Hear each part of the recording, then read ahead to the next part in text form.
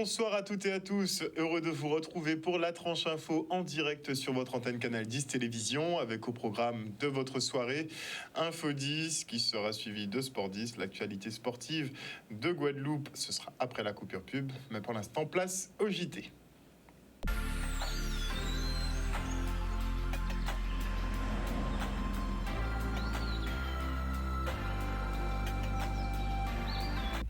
Nous sommes le vendredi 8 juillet 2022 et n'oubliez pas qu'il y a à peine 2 jours, le projet de loi de veille sanitaire a été adopté. Il prévoit la prolongation de l'utilisation des systèmes de surveillance de la circulation du Covid-19 et la possibilité d'instaurer un pass sanitaire aux frontières qui ont été limitées à 6 mois contre 8 mois sur le texte initial. En tout cas, le projet de loi sera examiné dans l'hémicycle à partir de ce lundi 11 juillet. Et on part pour une simulation du Parlement européen à la mairie des Abîmes, une manière pour la municipalité d'intéresser les jeunes à la politique européenne qui, somme toute, paraît très lointaine.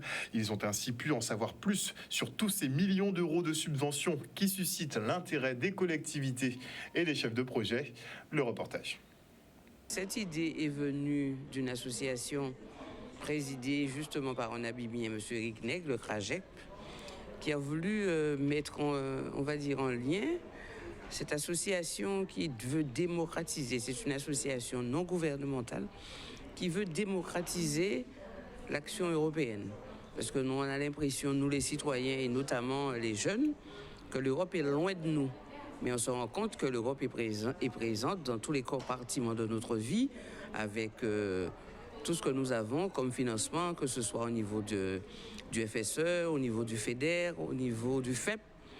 Donc l'Europe est présente dans tous les compartiments de notre vie puisque nous avons dans nos collectivités des financements conséquents de fonds européens qui fonctionnent par PO, c'est-à-dire par programme opérationnel.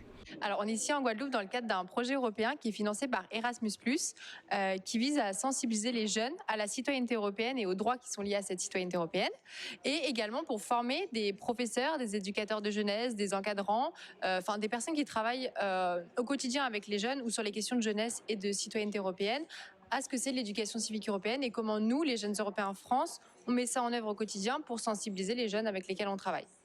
Donc on a fait un cycle de formation de 4 jours qui a commencé mardi et qui se termine aujourd'hui avec une simulation de Parlement européen dans la salle de délibération de la mairie des Abîmes avec les personnes qu'on a formées, mais également avec d'autres personnes qui n'ont pas participé aux formations mais qui veulent découvrir ce que c'est une simulation de Parlement européen.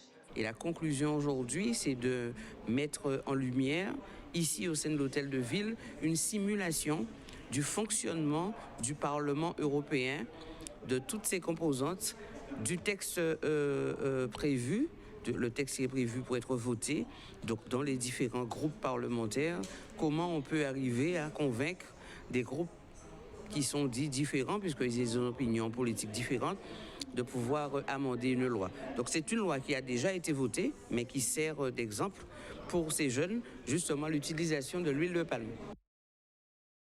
La ville de Bémao et la CEMAG inaugurent aujourd'hui 30 jardins familiaux dans le quartier de Terrain-Agathon. 2900 mètres carrés de terrain sont ainsi mis à disposition de la population qui pourra cultiver ses propres denrées et faire un peu d'élevage aussi, pourquoi pas.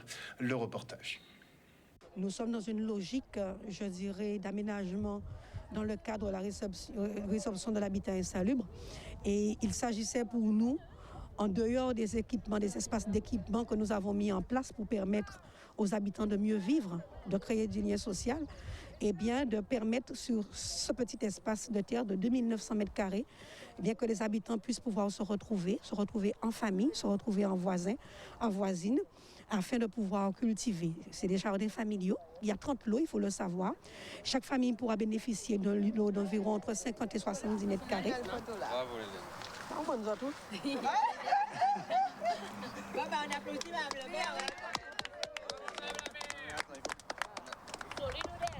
Il fallait créer ce qu'on appelle des zones de vie Et cet ouvrage réalisé par la CEMAG et dont je suis très heureuse aujourd'hui de remettre les clés à Madame le maire, je trouve que c'est une très belle initiative de la commune et les équipes de la CEMAG ont très bien travaillé et aujourd'hui je suis très heureuse de remettre les clés à Madame le maire. C'est beau, c'est bien. Madame le maire a pris la bonne initiation de partager, de donner à chaque personne, chaque locataire qui le désire bien, un petit lot pour planter, cultiver, puis récolter aussi. Et puis, comme on dit, la culture chez nous en Guadeloupe, c'est la canne à sucre, le jardin.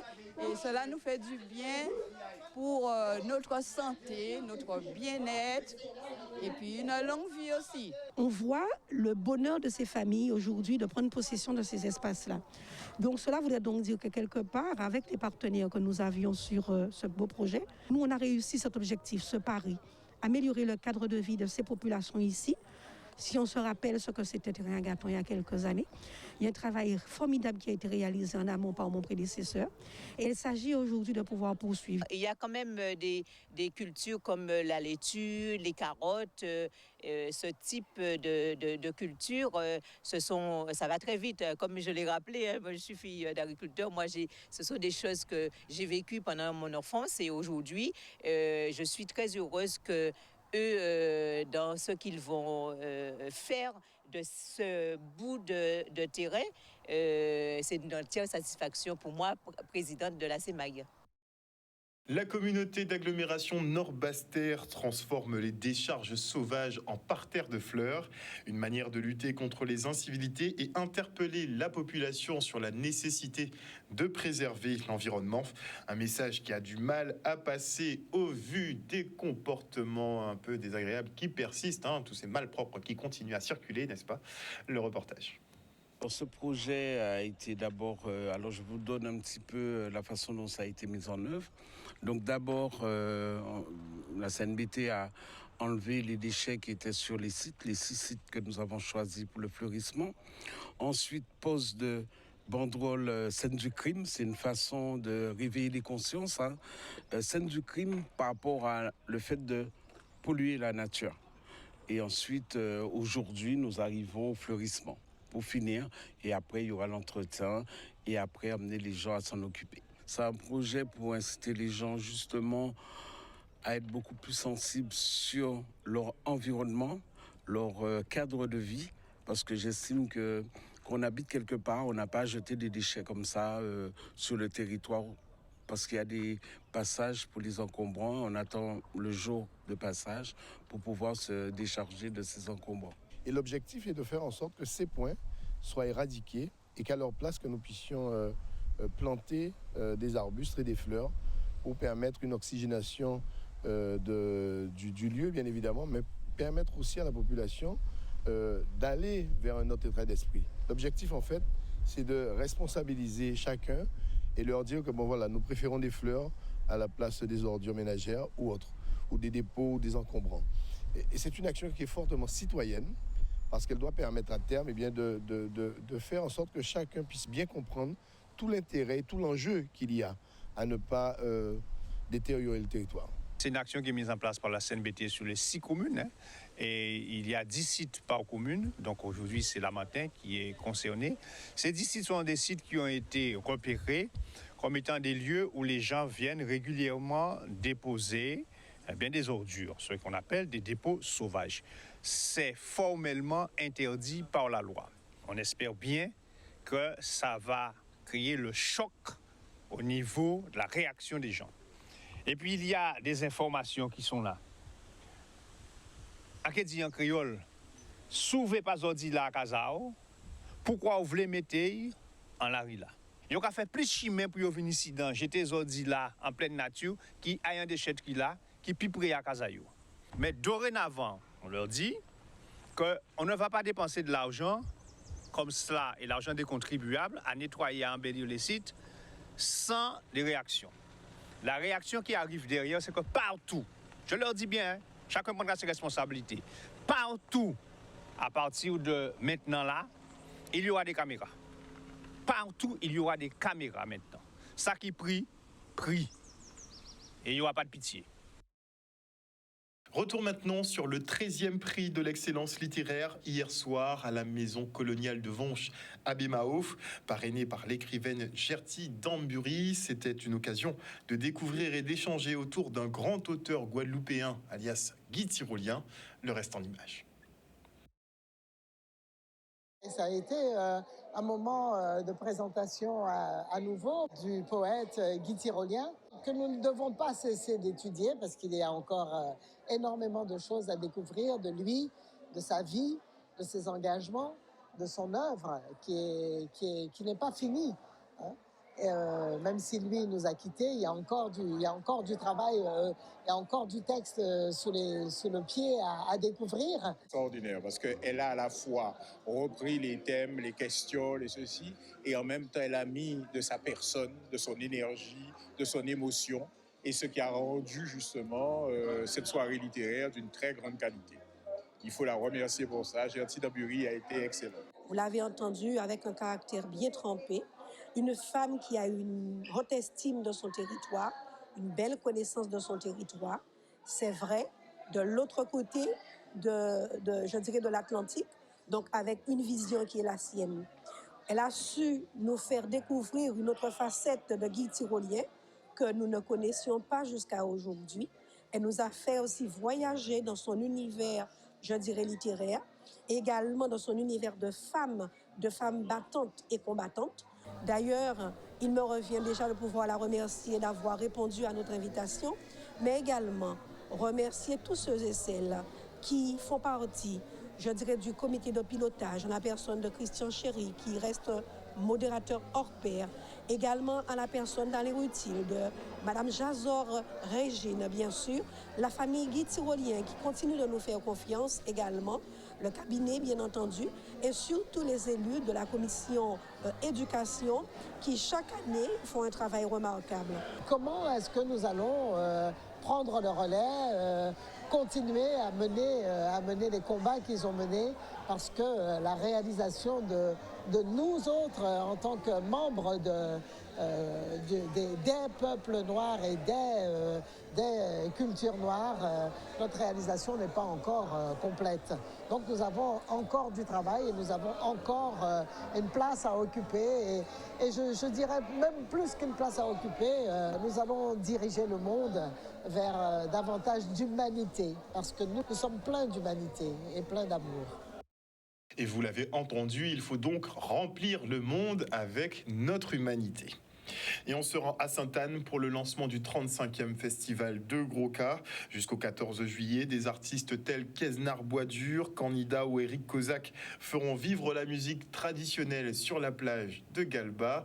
En attendant, ils ont lancé les festivités hier soir. Le reportage.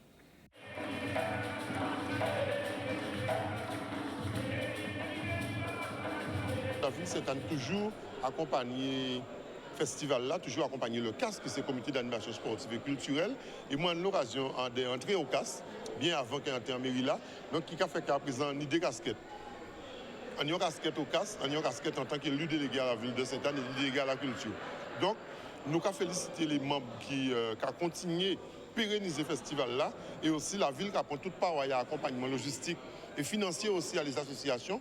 Et l'objectif en nous, c'est de mettre les associations en avant, permettre les associations une visibilité. Et donc là, pour le CAS, c'est un moment aussi important pour visibilité à le CAS, pour visibilité à travail qu'il y a fait, et travail aussi que, tout en passant, qu'à une force pour M. Félix Cotelon, qui pour des problèmes de santé, ne peut pas être avec nous, ne peut pas être avec nous.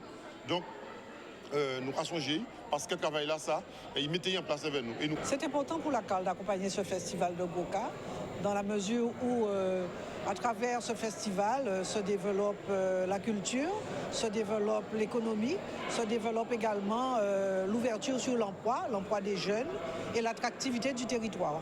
Dès l'année, nous faisons ce festival-là sur les réseaux sociaux, sur le numérique.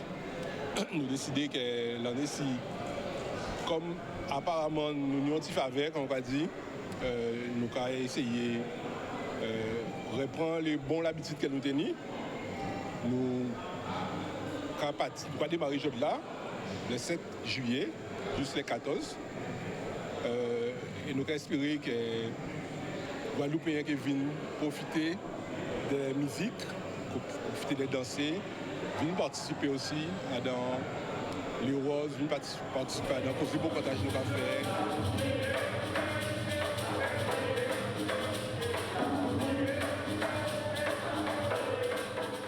On enchaîne avec la présentation du 20e Traditour. Et pour cette compétition de voile traditionnelle, on note la participation de 4 équipes féminines, une jeune et 2 mixtes. Plus de précision dans le reportage.